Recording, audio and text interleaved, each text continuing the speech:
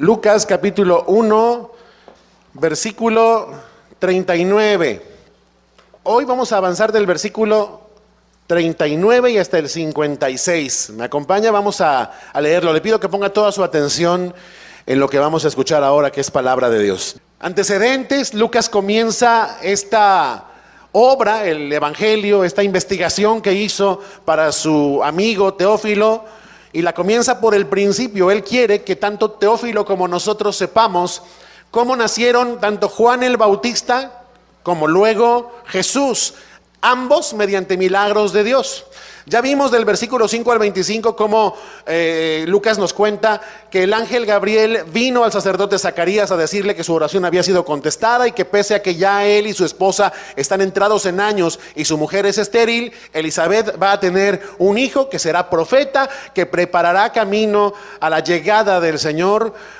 Este anuncio a Zacarías le cuesta trabajo creerlo, por lo cual el ángel lo deja mudo hasta que el niño nazca. Y nos narró ya la espera de los primeros 5 meses del embarazo de Elizabeth. De allí pasó del versículo 26 al 38 a contarnos que al 6º mes del embarazo de Elizabeth, el mismo ángel Gabriel es enviado a Nazaret para anunciarle a María, una mujer virgen comprometida con un varón llamado José, que Dios la ha favorecido y la ha bendecido más que a ninguna otra mujer al escogerla por gracia, para que conciba en su vientre y dé a luz un hijo, al cual deberá llamar Jesús, que será grande, que será llamado Hijo del Altísimo, el heredero de David, el anunciado ocupante del trono de David para siempre, cuyo reino no tendrá fin. María, oyendo este mensaje, se pregunta, no con incredulidad, sino para conocer más de este plan: ¿cómo será que ella va a concebir un hijo si ella es una mujer virgen? Ella no ha tenido intimidad jamás con un hombre. Y el ángel Gabriel le responde que concebirá por el Espíritu Santo, que el niño será llamado Hijo de Dios, y le cuenta el ángel que su prima Elizabeth también está embarazada, ha concebido a pesar de ser estéril, y le dice que ya este es el 6º mes para ella, porque nada hay imposible para Dios. Es decir, usa el caso del embarazo milagroso de Elizabeth para mostrarle a María que estas cosas imposibles para los hombres son posibles para Dios. Y María responde con toda disposición: heme aquí, yo soy la sierva del Señor, hágase conmigo conforme a lo que has dicho. Entonces es que entramos a esta porción del versículo 39 en adelante, donde dice que en aquellos días, versículo 39, lo vamos a ir viendo en la pantalla, dice que en aquellos días, levantándose María, fue deprisa a la montaña, a una ciudad de Judá, y entró en casa de Zacarías y saludó a su prima Elizabeth. De eso vamos a hablar, y de este personaje y de lo que aprendemos a través de este personaje de parte de Dios en este mensaje que hemos titulado así: bendita tú entre las mujeres. Dice ahí que María fue deprisa. ¿Cuál es la prisa si todavía le quedaban algunos meses de embarazo a su prima? Bueno, la prisa, todo parece indicar, viene porque el anuncio del embarazo de su prima despierta una gran emoción, una gran alegría en María, y ella tiene que ir a verla. Y dice que va a toda prisa, y dice ahí que a la montaña, lo cual sugiere que ella llegó hasta una ciudad llamada Hebrón, un viaje que, por cierto, para la época pues no era nada cómodo, requería una inversión de tiempo y bastantes incomodidades. Pues hasta allá fue a dar María. Así nada más de entrada ya tenemos en esa escena, en este simple hecho, un aprendizaje todos nosotros. Cuán bueno es que los que hemos recibido la gracia de Dios, el favor de Dios, no nos aislemos en nuestros propios asuntos, que nos busquemos, que procuremos tener comunión unos con otros, que nos comuniquemos, que procuremos encontrarnos y nos gocemos mutuamente por lo que Dios ha hecho con nosotros. Sea lo que Dios haya hecho con nosotros, ya Él ha hecho un milagro en nosotros. Qué triste que a veces más bien nos aislamos, ¿no? Pero hoy tenemos una primera enseñanza en esta mañana. Busca a tus hermanos, búscalos en sus alegrías y en sus penas, en sus victorias y en sus derrotas, o en las tuyas, por supuesto. Esto es necesario, es parte del ser familia en Cristo.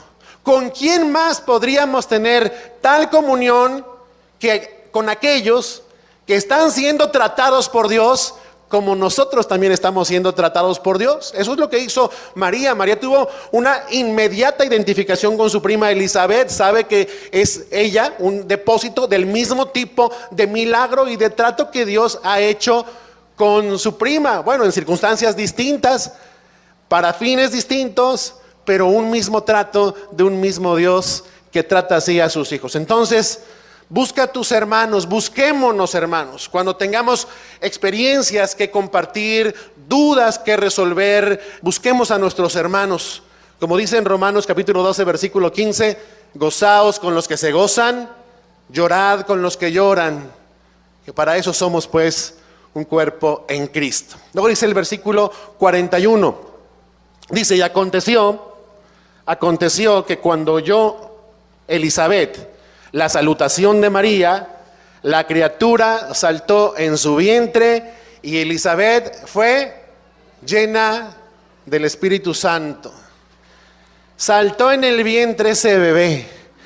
No dio pataditas meramente. Eso cualquier mamá lo puede identificar. Esto habla de una experiencia fuera de lo común, fuera de lo ordinario en un embarazo.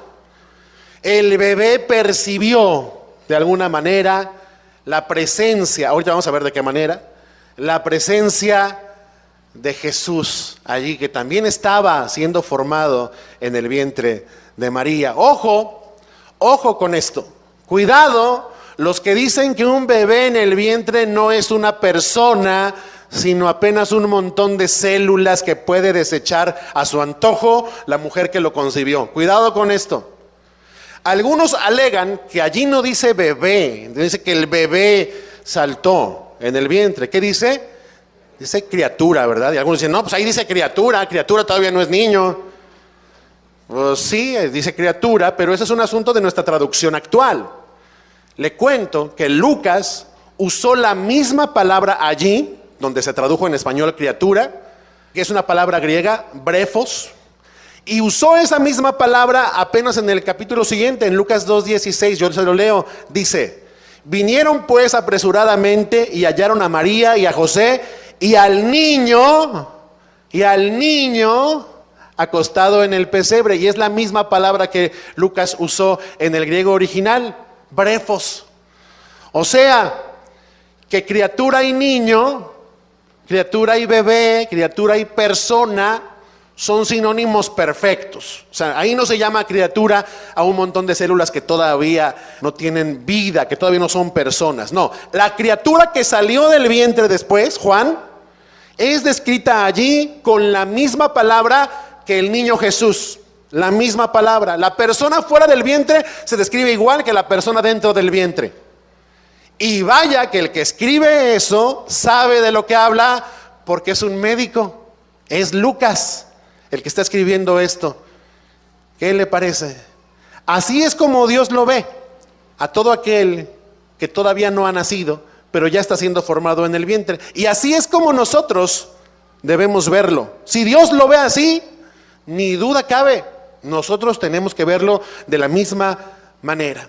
Y mire cómo al final del versículo 41 dice que Elizabeth fue llena del Espíritu Santo.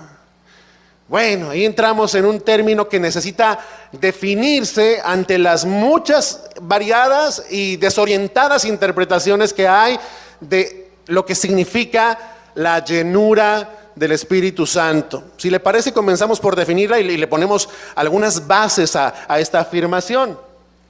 La llenura del Espíritu Santo consiste en ser gobernados y dirigidos por Él, por Dios, en todas nuestras acciones y en todas las palabras que decimos, o sea, en todo nuestro proceder. La llenura del Espíritu Santo consiste, repito, en estar gobernados y dirigidos por Dios, para lo cual, por cierto, Dios no es que robe la voluntad de las personas y las haga hacer cosas que no quieren hacer, o que Dios las haga a las personas hacer cosas fuera de orden o fuera de sus cabales, sino participando también la voluntad o conquistando la voluntad, dirigiendo apaciblemente la voluntad de aquel que es lleno del Espíritu Santo. ¿Bases para esto? Bueno, pues la Biblia es amplia en decirlo. Le cuento, así nada más rápidamente, voy a hacer un recuento rápido. Hechos 2:4 dice: todos fueron llenos del Espíritu Santo y comenzaron a hablar en otros idiomas según el Espíritu les daba que hablasen. Y luego en 2:11 dice que ellos no daban un mensaje sin significado. Dice que ellos hablaban a los extranjeros las maravillas de Dios. Llenos del Espíritu Santo, hablaban las maravillas de Dios. Luego en Hechos 4:8 dice que Pedro, lleno del Espíritu Santo, predicó ante los gobernantes y los ancianos de Israel. Vemos otra vez una liga indiscutible entre la llenura del Espíritu Santo y la declaración de las verdades espirituales, las verdades de la palabra.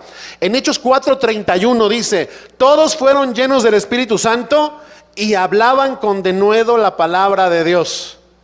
En Hechos 6 se hace una búsqueda de 7 varones en la iglesia que sean llenos del Espíritu Santo y de sabiduría para que atiendan a las viudas en la congregación. Más adelante en Hechos 7:55, Esteban, lleno del Espíritu Santo, predicaba mientras lo apedreaban, y dice que en ese estado vio la gloria de Dios y a Jesús a la diestra de Dios, poco antes de morir.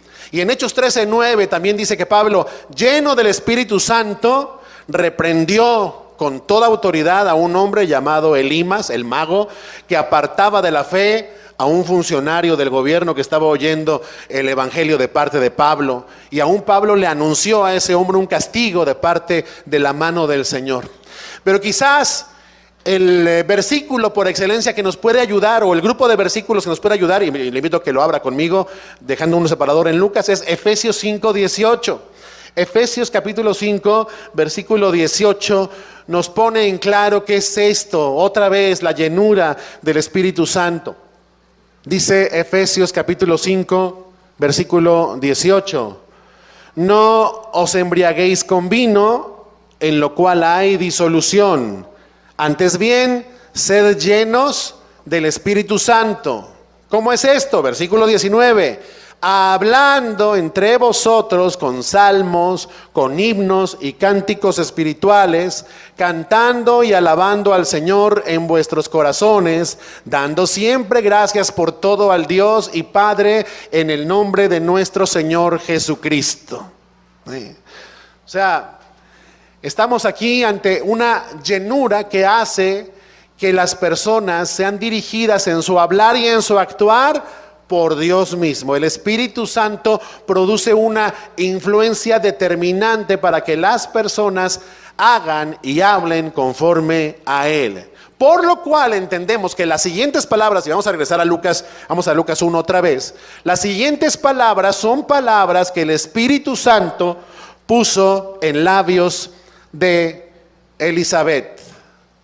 Lucas 1:42, léalo conmigo. Dice: y exclamó a gran voz y dijo: bendita tú entre las mujeres y bendito el fruto de tu vientre. O sea, primero Elizabeth es llena del Espíritu Santo, y luego entonces lo que dijo, como hemos podido observar en todas las escrituras que mencionamos, es inspirado por el Espíritu Santo. Dios la dirigió.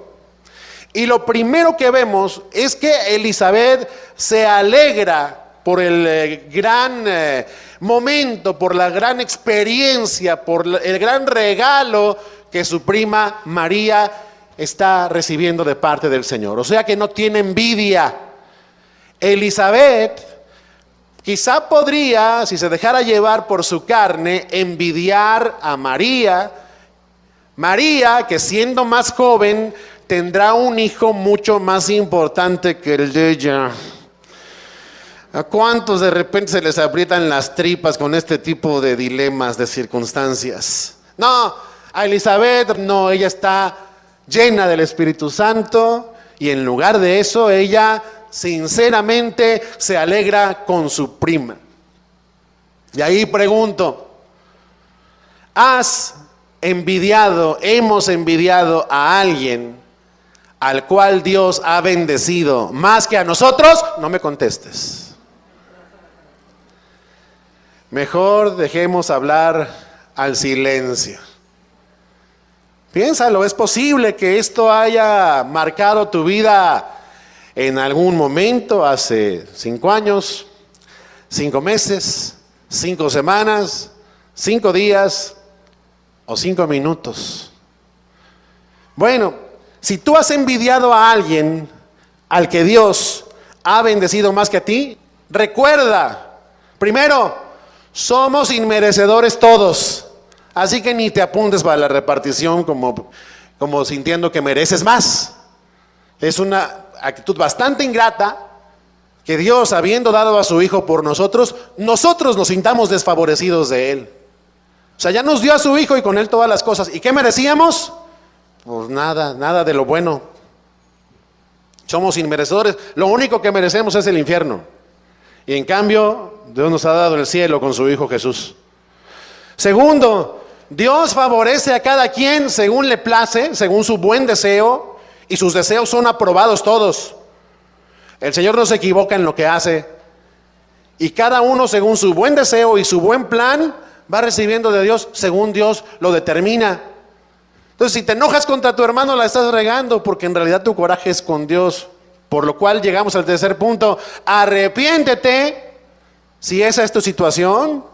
Si envidias a alguien que está más favorecido que tú, y alégrate con la persona con la cual te estás comparando. Bueno, se dice fácil. ¿Cómo podemos hacer eso? Bueno, Elizabeth está expuesta a Dios, ha rendido su voluntad, ¿verdad? Y Dios la ha favorecido. Ella está gobernada por el Espíritu Santo, por su palabra, gobernada por Dios. Esto no es algo que se pueda hacer en las propias fuerzas de uno, no es algo que nos brote naturalito del corazón, que es engañoso y perverso más que todas las cosas. ¿Quién lo conocerá? Pero si confiamos en la obra de Dios en nosotros, veremos que el Señor produce en nosotros este querer y este hacer por su buena voluntad, que nos inclinemos hacia su voluntad. Entonces, le dice por eso, porque no tiene envidia: bendita tú entre las mujeres y bendito el fruto de tu vientre. ¿Alguien se iba a ir de paso? ¿Se acuerda de aquello que algunos quizá repetíamos sin ton ni son? Es una oración bien rara, porque para empezar las oraciones son para Dios. Pero esa oración se llama el Ave María. Ave por salve, que fue el saludo del ángel, salve, muy favorecida. ¿Quién se acuerda de esa? ¿Se la saben de memoria? Dios te salve María, llena eres de gracia, el Señor es contigo, bendita eres entre todas las mujeres y bendito el fruto de tu vientre Jesús. Y luego que seguía: Santa María, Madre de Dios, ruega, Señora, por nosotros pecadores, ahora y en la hora de nuestra muerte. Amén. Bueno, así la repetíamos, así nos la aprendimos algunos desde muy niños. ¿Cuántas veces la habrás dicho en tu vida, Rogelio? Qué chistoso, fíjense, la primera parte, aunque orarle a María no es bíblico, la primera parte del Ave María es bíblica. Dios te salve, más bien es salve, muy favorecida. Dios te salve María, llena eres de gracia, el Señor es contigo. Eso se lo dijo el ángel y ahora también se lo está diciendo Elizabeth, ¿verdad? El Señor es contigo. Y dice, bendita, eso es lo que dice Elizabeth, bendita tú entre las mujeres y bendito el fruto de tu vientre, o sea, Jesús. Pero ¿qué significa eso? María, ella misma se quedaba pensando qué significaban esas palabras. Y hoy podemos saber que el ángel y Elizabeth solo estaban saludando a María y reconociendo la gracia de Dios en ella, que el Señor estaba con ella. Eso es obvio. ¿A quién el Señor le va a encargar algo tan glorioso si no está con ella? El Señor es contigo. Bendita eres entre todas las mujeres, o sea, eres la más bendecida de todas. Si de por sí Pues ser madre es una gran bendición y entre la cultura judía no era la excepción, era un gran honor, era visto como algo muy, muy honroso. Entonces, de entre todas las mujeres que reciben la gran honra de ser mamás, tú eres la más favorecida, la más bendecida, porque tienes al mejor hijo de todos. Sí, ya sé que todas las mamás aquí dicen que sus hijos son el mejor hijo de todos, pero nadie se podría comparar con esta clase de hijo que Dios le ha dado a María. Por eso es que le dice bendita. Bendita es bendecida. O sea, has recibido una bendición que te hace más favorecida que todas las demás mujeres. Y bendito el fruto de tu vientre. O sea, tu vientre atesora un fruto incomparable y bendito. Entonces toda la primera parte de esta Ave María nos recuerda estas palabras bíblicas, pero lo demás ya, y perdón si tú eres católico y probablemente usas estas oraciones, la idea no es atacar a nadie, sino simplemente poner las cosas en su lugar, en el sentido que tienen. Aquello de Santa María, Madre de Dios, ruega, Señora, por nosotros los pecadores, ahora y en hora de nuestra muerte, amén, es totalmente antibíblico. María, más que Madre de Dios, Dios no tiene principio ni fin, Él no fue engendrado, Él no fue creado, Dios es Dios, Dios ha existido siempre. Entonces es Madre de Jesús, no Madre de Dios. Tampoco es Señora. Y tampoco está en posición de interceder por nosotros, ni ahora ni en la hora de nuestra muerte, amén. No hay manera. Fíjese cómo Elizabeth dice, ¿qué privilegio es este? Vea el versículo 43. Versículo 43 dice, ¿por qué se me concede esto a mí, que la madre de mi Señor venga a mí? Porque tan pronto como llegó la voz de tu salutación a mis oídos, la criatura saltó de alegría en mi vientre. Fíjate, ¿a qué está llamando Elizabeth? Una gran concesión. ¿Qué es esto que Dios me concede?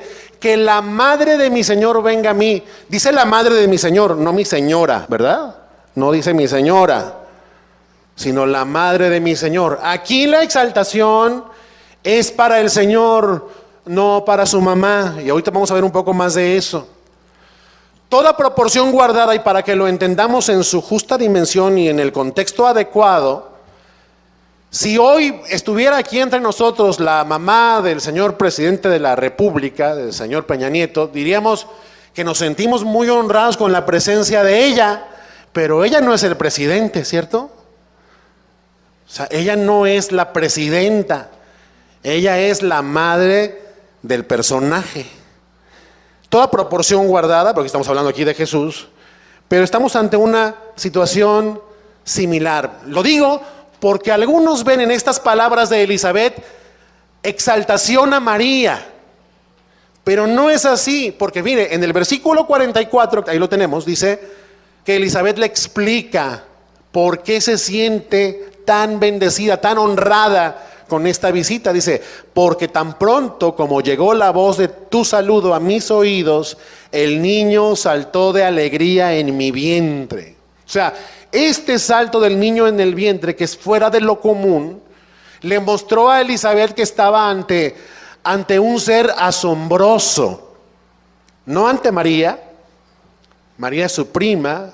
María es una mujer fiel a Dios ciertamente, pero que halló gracia delante de Dios. El salto del bebé le hace comprender a Elizabeth, llena del Espíritu Santo, que está ante algo maravilloso e irrepetible. Ambas esperando un bebé, aunque ella es anciana y era estéril, y aunque María no tiene esposo y nunca ha estado con un hombre. Le cae el 20 a Elizabeth allí, que ella está a punto de dar a luz en unos meses al precursor y que María va a dar a luz al Salvador. Y al saludar María dice que el niño salta en el vientre y que Elizabeth es llena del Espíritu Santo, pero resulta que Juan, que está en el vientre, también está lleno del Espíritu Santo. Eso lo leímos ya hace un par de semanas en Lucas 1:14. Si usted se va tantito arriba, en el 1:14, usted va a encontrar allí a Gabriel, el ángel, diciéndole a Zacarías, papá de Juan, dice, y tendrás gozo y alegría, y muchos se regocijarán de su nacimiento, o sea, el nacimiento de Juan, porque será grande delante de Dios. No beberá vino ni sidra. ¿Y qué dice? Y será lleno del Espíritu Santo aún desde el vientre de su madre. Lleno del Espíritu Santo desde ahí. O sea que ese salto fue un salto inspirado, motivado por un pinchazo del Espíritu Santo en el corazón del bebé que saltó de alegría allí.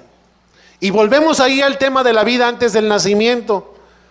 Fíjese bien, en toda la Biblia el Espíritu Santo nunca se ve llenando a un animal, llenando a un objeto, llenando a un árbol o a cualquier ser vivo que no sea una persona. O sea, ser lleno del Espíritu Santo es una experiencia que solo pueden vivir las personas, los seres humanos. Si un bebé en el vientre puede ser lleno del Espíritu Santo, luego entonces un bebé en el vientre es una persona. Otra vez, así es como Dios ve a los no nacidos. Si a alguien le hacía falta evidencia bíblica para pronunciarse sabiamente respecto al tema del aborto, de los cuidados que necesitan los no nacidos y el respeto a la vida desde el momento de la concepción, lea esto. Y así, si Dios lo ve así, insisto, así lo debemos ver nosotros. Pero más allá de eso, todavía más allá, lo que se resalta en esta porción, vamos a esta esencia, es la enorme alegría que provoca el inminente nacimiento del Salvador, que va pues a hacer realidad las promesas de Dios que había anunciado a su pueblo, a Israel, que enviaría a un Salvador, que enviaría a este Salvador que está por nacer. Versículo 45, vamos al 45 ahí.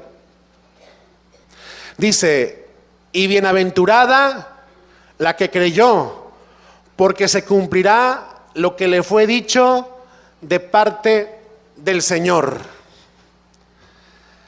Y esas palabras ahí llaman la atención. Los estudiosos de estas cosas dicen que lo que está haciendo allí Elizabeth, como que no quiere la cosa, pero sí quiere, es haciendo un comparativo entre la fe de María, que desde que le anunció el ángel el nacimiento de Jesús en su vientre, en la concepción, creyó, y su marido Zacarías, que está allí en la casa, que no creyó y por eso ahorita está calladito, mudo, y no podrá hablar sino hasta que haya nacido su hijo Juan. Por eso dice: y dichosa tú que creíste. Haga de cuenta que le está diciendo: dichosa tú que creíste, no como otros. Algo por ahí va, según dicen algunos. Muy dichosa la que sí creyó. Pregunto, ¿acaso no será esta una indirecta también para nosotros esta mañana? O sea, los que creen, los que confían en el Señor, son muy dichosos. ¿Tú crees? Podríamos decirle a María: menos mal, María, que tú sí creíste, no como este que está aquí, no como mi marido, no como otros. Una indirecta, muy directa, dice: se cumplirá todo lo que le fue dicho de parte de Dios. Sus promesas son verdad. Podemos confiar absolutamente en que no pasará ni una jota, ni una tilde de todo lo que ha sido escrito, de todo lo que ha sido anunciado y prometido por Dios, sin que se haya cumplido fielmente hasta el fin de los tiempos. Por lo cual, pues tú puedes tener toda la amplia gama de seguridades que Dios nos ha querido brindar por medio de sus promesas. Por ejemplo, ¿crees que vas a llegar al día del juicio con tus mismas credenciales con las que te sentías bien fervoroso al principio de tu carrera cristiana? ¿O ya de repente dudas que vayas a llegar allá? Y como veíamos el viernes de la otra semana en los grupos en casa, te desalientas cuando ves con frustración que tus avances no son tan amplios como te gustaría, olvidando que Dios te rescató para producir en ti una obra de regeneración que tomará su tiempo y que ninguna condenación hay para los que están en Cristo Jesús. Entonces, dichoso el que cree. El que cree puede estar seguro. El que confía no en sus actos, no en sus obras, no en sus fuerzas, no en sí mismo, sino en las obras de Dios, en las promesas de Él, en las seguridades que Él brinda, puede ser sumamente dichoso. Bienaventurado significa eso, dichoso. Bienaventurada la que creyó. ¿Y tú? ¿Qué tan dichoso eres hoy? Bueno, mira al Salvador, mira a la cruz. No mires a tus propios defectos y limitaciones. Si solamente viéramos hasta allí, nuestra alma desfallecería. Pero también podemos ver que el Señor va produciendo en nosotros cada vez más, dice la Escritura, un cada vez más excelente peso de gloria. O sea, cada vez vamos siendo hechos más y más parecidos a Jesús. A lo mejor a ti te parece que la obra va lenta, pero si esa obra está allí, si tú has permanecido hasta hoy, si tú has seguido en la fe, te recordamos esto esta mañana. Confía en la obra de Jesucristo en la cruz, toda ella gloriosa y suficiente para salvar a todos los que creen y para transformarlos. Esto es así. Versículo 46, vamos a ver lo que María comenzó aquí a decir. Esto se ha interpretado como una oración y también como un cántico de parte de María. Es una exaltación, es una manifestación de adoración, de reconocimiento a Dios. Dice, entonces María dijo, engrandece mi alma al Señor y mi espíritu se regocija en Dios mi Salvador. María también está llena del Espíritu Santo. No lo dice allí, pero nadie puede llamar a Jesús Señor sino por el Espíritu Santo, porque el Espíritu Santo le dirige a eso. Esa es la realidad por la cual cualquier hombre puede llamar a Jesús Señor, con verdad, con sinceridad, no de dientes para afuera, sino de su corazón, por el Espíritu Santo. Y dice esta oración ha pasado a la historia, es un tesoro de la iglesia, es considerado así, y se le ha llamado el Magnificat. Magnificat, porque la primera palabra en latín que aparece de esta oración o de estas palabras de María es esa, Magnificat, magnifica mi alma al Señor o engrandece mi alma al Señor. Ahora, llama la atención que este es un canto muy parecido al de otra mujer que también recibió un hijo siendo estéril. Y me refiero a una mujer llamada Ana, la madre del profeta Samuel. ¿Qué hacemos? ¿Acusamos de plagio a la hermana María? ¿O qué onda con esto, María? ¿Por qué te salieron estas palabras? Son sospechosamente muy parecidas a las de Ana, algunos cientos de años antes. ¿Qué pasó allí? Bueno, lo primero que salta a la vista es que María, ojo, conoce muy bien las Escrituras y al Dios del cual hablan las Escrituras. Salta a la vista con este canto, con todo su contenido y también con su parecido a otras expresiones del Antiguo Testamento como el Cántico de Ana, que la mente y la boca de María están llenas de las mejores palabras que pueda haber, que son las que Dios inspiró. Su mente, su corazón, su alma y su boca hablan de la palabra de Dios. María fue a visitar a su parienta Elizabeth y no se fue a rápidamente echar un clavado a la Biblia a ver qué encontraba sobre el asunto de Dios dando hijos a los hombres y de lo que está pasando para más o menos tener tema de conversación con su prima. No, hombre. Parece ser que tanto a Elizabeth como a María les brota la Biblia en sus dichos. ¿Qué tal nos brota a nosotros? Esta mujer está convencida de que Dios cumplirá las promesas de Dios para su pueblo. Pero ¿qué promesas son aquellas que una mujer que lo único que hace es leer el TV y novelas puede conocer que Dios ha hecho a su pueblo? Pues nada, ¿verdad? Entonces, no es que María salió de su casa y cerró el libro vaquero y se fue para allá y llegó allá Elizabeth y rápido Elizabeth escondió la TV y novelas allá abajo de la almohada para recibir a su prima María.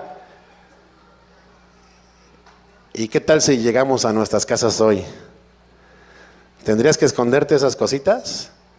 Y medio enterarte a ver del asunto para entenderle, porque no estás familiarizado con lo que la Biblia dice. Bueno, no parece ser el caso de María, y es un ejemplo para nosotros. Que nuestras mentes, corazones, almas y bocas estuvieran así de saturados, de llenos de la palabra de Dios. Que podamos responder con la Biblia a penas y a alegrías, a problemas y a alcances, todo con la Biblia.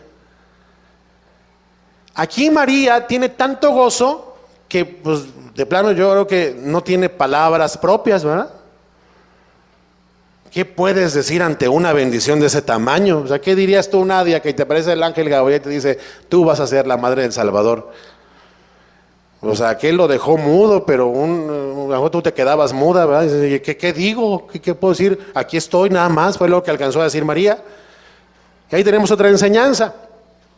Cuando no tienes palabras que puedan expresarle a Dios lo que hay en tu corazón, usa las suyas, usa las de Él, las de Dios. Cuando no sabes qué orar, ora la Biblia. Cuando no sabes qué decir, pues usa la Biblia y canta la Biblia y declara la Biblia. Pero, insisto, ¿cómo puede declarar la Biblia alguien que conoce mejor la letra de Despacito que algún texto con el cual pueda hacerle frente a cualquier cosa en la vida? O sea, solamente puede hacer esto alguien que conoce las Escrituras. Mira cómo hay un enorme parecido entre las palabras de Ana y las palabras de María. Mi corazón exalta al Señor, me regocijo en tu salvación. Mi alma magnifica al Señor, mi espíritu se regocija en Dios mi Salvador. Y así se va. ¿Te das cuenta? Ahí están las dos columnas. El cántico va por donde mismo. ¿Por qué? Porque la situación es muy similar. Ambas están muy favorecidas de parte del Señor. Y así responden. Así respondió. Ana tampoco estaba elaborando todo, porque esas expresiones también aparecen en muchos cánticos y expresiones de alabanza a Dios desde tiempos mucho antes de Ana. Entonces, no hace falta ser un gran poeta, ¿verdad? No hace falta tener una gran capacidad expresiva, un gran vocabulario. Usa la Biblia. ¿Sí? Y bueno, pues ella dice, muy importante ahí en el versículo 46, engrandece mi alma al Señor, mi espíritu se regocija en Dios, mi Salvador. Se nota allí que ella entiende que ella no es la señora, como de repente algunos la proclaman, y que no es corredentora, no es salvadora junto con Jesús. Ella dice que necesita a su Salvador. Ella también necesita ser salvada. Ella también lo requiere. Solo aquel que reconoce que es pecador se regocija en el Salvador. Esta es la María real. Vamos a ver lo que dice ahí en el 48. Porque ha mirado la bajeza de su sierva. Pues he aquí, desde ahora me dirán bienaventurada todas las generaciones, porque me ha hecho grandes cosas el poderoso. Santo es su nombre. Y su misericordia es de generación en generación a los que le temen. Es lo primero que dice. Dios se ha dignado a ver, a mirar la bajeza de su sierva. Ahí tiene que ser interpretado como la pobreza o la sencillez o vamos a ponerlo en otros términos, la insignificancia de su sierva. Vea qué hermosa manera de trabajar tiene Dios. Dios está en ese momento allí con ellas, con María y con Elizabeth. Se está produciendo una escena crucial en la historia de la humanidad. Dios está resolviendo el máximo problema que esta humanidad haya tenido, la muerte. Y para ello, Dios está reunido con dos mujeres sencillas. Están ahí las dos solas en un cuarto. Una anciana estéril y una chavita, jovencita, como de 15 años, virgen. Y a través de ellas Dios va a traer vida a los hombres. ¿Cómo María no iba a estallar de gozo al darse cuenta de eso? O sea, en este cuartito Dios está pues llevando a cabo su obra, su gran obra de todos los tiempos, la que esperamos por generaciones y la que ha bendecido a tantas generaciones también antes y después de Cristo. Tiene que estallar de gozo y tiene que decir todas estas cosas al ver cómo Dios pues ha favorecido a los pobres de espíritu, a los sencillos. Porque dice por ahí en Santiago 4:6 que Dios resiste a los soberbios y da gracia a los humildes. Entonces, se da cuenta, María no se cree merecedora, ¿cierto? Has mirado la bajeza de tu sierva. Elisabet y María reconocen las dos su pobreza y de hecho parecen las dos bastante abrumadas, en el buen sentido de la palabra, por la gran bondad de Dios, abrumadas. Esto es demasiado maravilloso para mí, decía David, no lo alcanzo a comprender. Y solo te reconozco a ti que estás haciendo esta obra. Ha mirado mi pequeñez, ha mirado mi necesidad de ser justificada, mi necesidad de recibir de Él la vida eterna. Ahora, María no está proclamando su humildad, ella no está diciendo, qué humilde soy, ¿verdad? No, la está practicando, la está llevando a la práctica, reconociendo pues, que ella es una mujer bastante sencilla. Pregunto aquí, ¿encuentra usted aquí a la mujer que describe el catolicismo romano, que es todo eso? Reina del cielo, madre de Dios, madre de la iglesia, corredentora, nacida sin pecado, como también se ha asegurado, perpetuamente virgen y ascendida al cielo sin morir, y que luego se aparece de muchas formas en la historia a los hombres y les pide que de favorcito le construyan un santuario donde le rindan culto. Se parece la María de la Biblia a esta otra María, a esta falsa versión de María tan propagada, popular y extendida en el mundo. Pregunto, dígame usted, ¿se parecen estas dos Marías? Y la respuesta es, no, imposible, no cabe. O sea, es tratar de meter un cuadrado en un círculo, es imposible, ¿no? O sea, no da la medida, no tiene nada que ver una con la otra. En la María de la Biblia vemos a una mujer única, ¿cierto? Nadie más fue madre del Salvador, pero también vemos a una mujer humilde, necesitada del Salvador, que se alegra del privilegio que ha recibido. O sea, la otra María más bien considera que Jesús tuvo el privilegio de nacer de ella. No más que esa María no está en la Biblia, no aparece. ¿Sí? Se alegra de que va a ser recordada porque siendo tan pequeña, lo dice ella, son palabras suyas, recibió el encargo más importante jamás dado a una mujer, ser mamá del Salvador, del que la iba a salvar a ella y a la familia humana, a todos los que creen. Vemos a una mujer humilde que contrasta seriamente con la otra, con sus coronas que los hombres le han colocado. Yo creo que si alguien se pudiera oponer con mayor firmeza a toda esa falsedad que se ha dicho sobre María, sería ella misma. ella misma, en su humildad, sería la primera en aborrecer el concepto que se ha construido en torno a su nombre, en torno a su persona. Lo que vemos en María es más bien un ejemplo de humildad y disposición. Una verdadera creyente, una creyente a la cual debemos tener buen cuidado de no exaltar de más. Y hay que respetarla y reconocerle, pero recordando su humildad. Porque una persona, y aprendemos esto, tiene tanto de cristianismo como tiene de humildad. Una persona tiene tanto de cristianismo como tiene de humildad.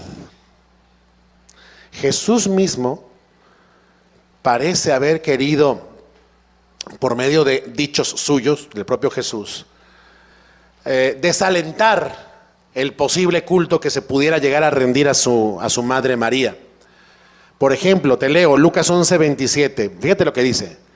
Dice que mientras él hablaba, una mujer de entre la multitud levantó la voz y le dijo a Jesús: bienaventurado el vientre que te trajo y los senos que mamaste.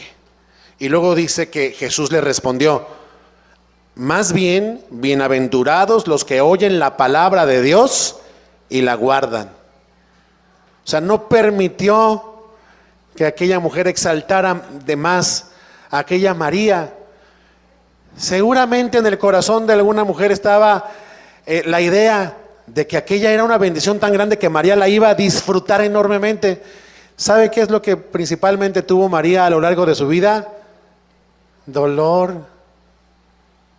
Vio a su hijo predicar por 3 años, siendo odiado por las multitudes, siendo perseguido y oyendo, sabiendo que por donde iba lo querían matar, y luego también sufrir el horror de su injusto juicio y de la crucifixión, de su muerte en la cruz. Después también, por supuesto, el gozo de verle resucitado. Pero mire cómo esta gran dicha de María es una dicha del corazón, es una dicha en el espíritu. Porque si vamos a lo que es en la carne, María más bien por causa de esta bendición tan enorme en este mundo, lo que hizo fue más bien sufrirle, padecer y llorar. También dice en Lucas 8:19, por cierto, dice que un día Jesús estaba con sus discípulos, escucha, y que su madre y sus hermanos vinieron a él, pero no podían llegar hasta él por causa de la multitud. Y entonces alguien le avisó a Jesús y le dijo: tu madre y tus hermanos están afuera y quieren verte. Y Jesús les respondió y les dijo: mi madre y mis hermanos son los que oyen la palabra de Dios y la hacen. Pues no es que él aborreciera a su madre ni mucho menos, pero sí colocaba los asuntos en orden. O sea, mi madre y mis hermanos son los que oyen la palabra de Dios y la hacen. Entonces, ahí tenemos muestras de cómo desde la propia Escritura se nos ayuda, hay auxilio de Jesús para que no pensemos de esta mujer más allá de lo que debemos. Ella dijo: me llamarán bienaventurada todas las generaciones. Eso significa, me llamarán muy feliz, muy dichosa. Ella no está expresando orgullo ahí, solo gozo. Dice: grandes cosas me ha hecho el poderoso, santo es su nombre.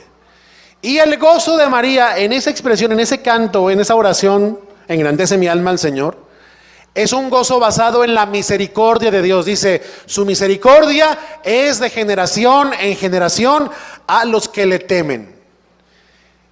Lo que la mueve a esta alegría es saber que Dios al fin ha venido a auxiliar a su pueblo, a rescatarlo, a salvarlo.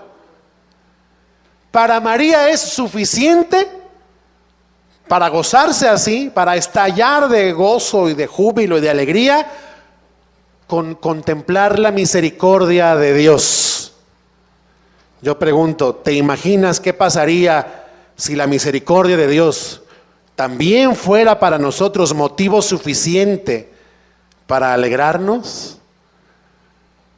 ¿Te imaginas lo que sería nuestra vida?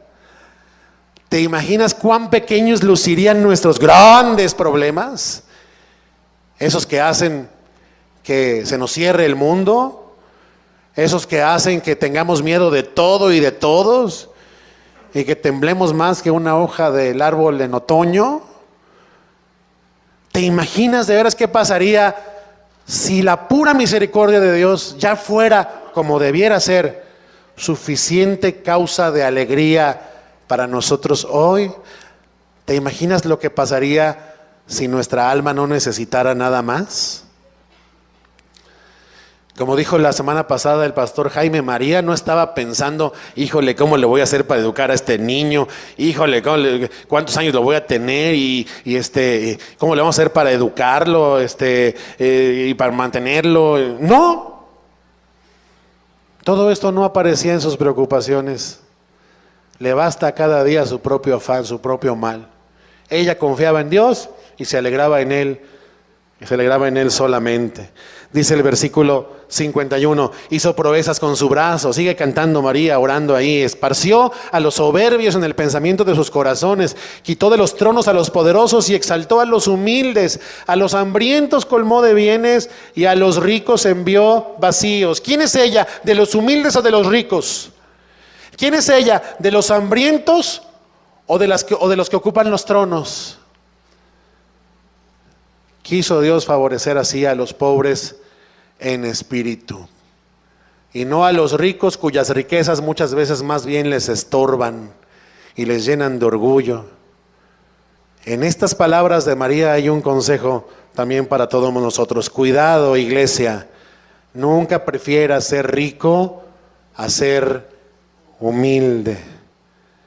¿No sabes qué bendición, como dice la propia Escritura, es que Dios nos conceda vivir del pan necesario cada día? Así oraba aquel hombre y decía, concédeme vivir del pan necesario. No sea que siendo yo pobre y no teniendo suficiente, robe y te avergüence, ¿no? O que siendo yo rico, empiece a enorgullecerme y termine un día diciendo, ¿y quién es Dios? ¿O para qué necesito yo a nadie? Manténme del pan suficiente. Por eso Dios no favoreció a los ricos de este mundo, de lo vil y menospreciado. Escogió Dios para avergonzar a lo fuerte y lo débil para avergonzar a lo fuerte. No escogió al rico que hacía banquete con esplendidez y en cambio rescató a Lázaro, que tenía ahí sus llagas y que sufrió en la vida, ¿verdad? Siendo un pobre en espíritu. ¿Se acuerda de esa historia que contó Jesús del rico y Lázaro? Abraham le dice, tú ya gozaste de tus bienes en vida y este sufrió, ahora este es consolado y tú sufres. No te vuelvas a quejar de no ser rico, ni mucho menos vuelvas a pensar que Dios se hizo hombre y vino a morar entre nosotros y dio su vida para que nosotros fuéramos ricos. ¿Para qué quería el Señor un montón de ricos, mi estimado Jaime? ¿Para qué quiere el Señor un montón de ricos perdidos? O un montón de ricos distraídos en sus riquezas. Un montón de ricos cautivos de sus propias posesiones. ¿Para qué? Y terminamos, versículos 54 y 55, dice que socorrió a Israel su siervo, acordándose de la misericordia, de la cual habló a nuestros padres para con Abraham y su descendencia para siempre. El cántico parece que termina en el versículo 54, lo del 55 parece más bien una nota de Lucas. ¿A qué Israel se está refiriendo? A esta nación nacida de Abraham, de la cual dijo que un día vendría bendición. A Abraham Dios le dijo, y serán benditas en ti todas las familias de la tierra. ¿En quién se cumplió? En Jesús. María ancla todo esto a esta historia de Dios con su pueblo, pero ahora sabemos que este pueblo es mucho más amplio que aquel de Israel. Y finalmente, si Dios se fijó en una mujer pequeña para un encargo tan grande, pregunta, ¿Crees que acaso no podrá fijarse en ti para otros muchos encargos? Aquella María, aunque nos la pintan como una mujer de una estatura enorme, era una mujer sencilla del pueblo, sin grandes nombres ni apellidos, sin una gran fortuna, sin gran fuerza. Ella sencillamente se dispuso y así fue como Dios la quiso usar. Y entonces dice que se quedó allí, se quedó con su prima Elizabeth por 3 meses. Mucho tiempo, ¿verdad? Pero es que acuérdense que había hecho un viaje largo, era difícil llegar hasta allá como para quedarse 2 días. Y seguro María fue de gran ayuda, no lo dude, para Elizabeth. Imagínense a Elizabeth, acuérdense que era anciana y estaba embarazada de por sí. El embarazo es difícil en las jóvenes, que no le habrá pasado a doña Elizabeth, ¿verdad? Pero ahí estaba María, fíjense. María ayudando a esta mamá primeriza de edad avanzada, lo cual habla del amor de María hacia su parienta y de su disposición de servir en lugar de irse a encerrar a que la sirvan. Dios le había dado gracia a esta mujer, a María, y la hizo dócil y amorosa. Gran ejemplo el de María, que nos permite decir, ya para terminar, que los cristianos, grábeselo, entiéndalo, usted que nos visita y usted que es de casa y de repente agarra monte, que los cristianos, contra lo que algunos piensan, no aborrecemos a María. ¿Verdad que no aborrecemos a María? Sino que encontramos en ella un gran ejemplo de lo que Dios es capaz de hacer con una mujer sencilla y dispuesta. Recordamos que Dios formó en María un corazón de sierva, no de reina. ¿Te dice eso algo a ti, hermana? Que luego dices ser de las princesas de Dios. Bueno, yo nomás digo, Dios está más interesado en formar corazones de siervas y de siervos que en formar corazones de princesas y mi reyes. Algunos bastante parecidos lo son. De repente está esta tendencia a querer ser como los mi reyes de Dios. María les dijo a los que servían en aquellas bodas en Caná de Galilea, les dijo, hagan todo lo que Él les diga. Y María es como una flecha de neón encendida que está apuntando siempre hacia otro lado, no hacia sí misma. Está apuntando siempre hacia Jesús. Y en eso cobramos ejemplo nosotros. Que nuestras vidas sean así también. No vidas que buscan su propio beneficio y su propia gloria, sino que sean como flechas encendidas de neón, que apunten siempre hacia el Salvador Jesucristo. Pónganse de pie, por favor. Vamos a dar gracias al Señor. Gracias, Padre. Gracias, Señor, por este ejemplo, por estas hermosas cosas, Señor, que tú nos dejaste escritas acerca de este momento, Señor, en el cual tú favoreciste a una mujer sencilla y ella no se jactó de nada, Señor, ni reclamó para sí ningún otro beneficio. Sabía que ya había sido suficientemente favorecida y aún le añadiste, Señor, el enorme privilegio de ser en su sencillez, en su humildad, la madre del Mesías, la madre del Salvador.